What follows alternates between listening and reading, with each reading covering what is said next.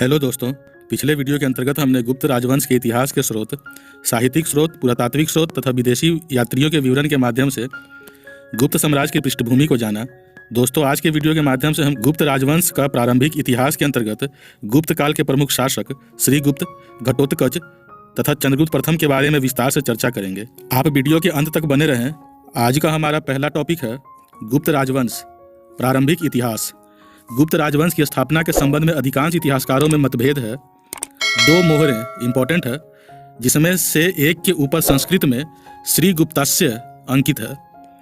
से प्रतीत होता है कि श्रीगुप्त नामक व्यक्ति ने इस वंश की स्थापना की थी। इंपॉर्टेंट है। आगे देख लेते हैं गुप्त काल के प्रमुख शासक। प्रथम है श्रीगुप्त।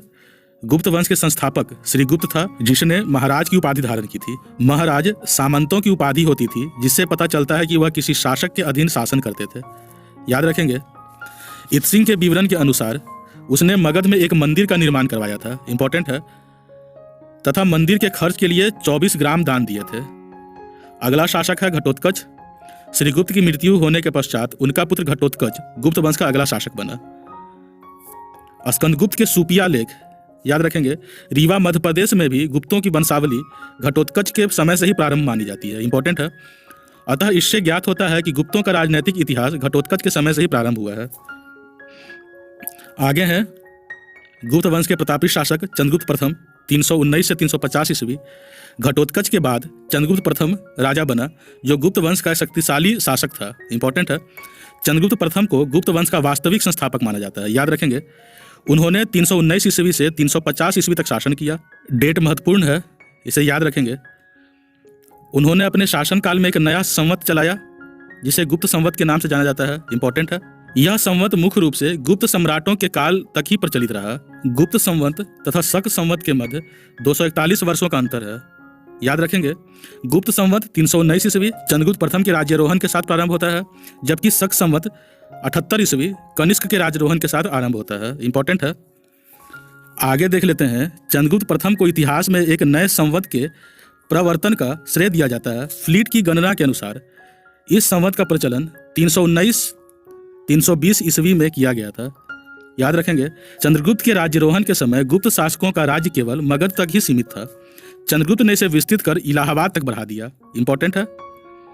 मोस्ट इंपॉर्टेंट, चंद्रगुप्त प्रथम ने महाराजाधिराज की उपाधि ग्रहण की और लिच्छवी राज्य की राजकुमारी कुमार देवी के साथ विवाह किया तथा लिच्छवियों की सहायता से अपनी शक्ति बढ़ाई। इंपॉर्टेंट है। इसकी पुष्टि दो प्रमाणों से होती है। पहला है स्वर्ण सिक्के, जिसमें चंद्रगुप्त, कुमार देवी प्रकार, लिच्छवी प्रकार, राजा रानी प्रकार तथा विवाह प्रकार आदि प्रमुख हैं। इंपॉर्टेंट है। एग्जाम में क्वेश्चन यहाँ से पूछा जाता है। दूसरा प्रमाण है समुद्रगुप्त के प्रयाग अभिलेख, जिसमें उसे लिच्छवी दौहित्र कहा गया है। इंपॉर्टेंट है, इसे याद रखेंगे। लिच्छवी राजकुमारी कुमार देवी के साथ विवाह कर चंद्रगुप्त प्रथम ने वैशाली राज्य प्राप्त किया।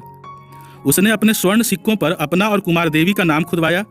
इन सिक्कों के पृष्ठभाग पर लिच्छवाए, इंपॉर्टेंट है, लिच्छवी उत्कीर्ण है। गुप्त वंश के शासकों में चंद्रगुप्त प्रथम पहला शासक था जिसने चांदी के सिक्के चलाए। Most important. अपने शासनकाल के पश्चात चंद्रगुप्त प्रथम ने समुद्रगुप्त को संपूर्ण साम्राज्य सौंप दिया और स्वयं संन्यास ग्रहण कर लिया। तो दोस्तों, इसी के साथ आज का हमारा क्लास खत्म होता है। अगले वीडियो के माध्यम से गुप्त साम्राज्य के अंतर्गत एक और प्रतापी शासक भारत का नेपोलियन समुद्रगुप्त के बारे में विस्तार से पढ़ेंगे। दोस्तों, अगले वीडियो के नोटिफिकेशन के लिए हमारा चैनल सब्सक्राइब करें। अगर हमारा वीडियो सीरीज आपको पसंद आ रहा है तो वीडियो को लाइक करें एवं कमेंट करें। पढ़ते रहें, रोज नया सीखते रहें। धन्यवाद।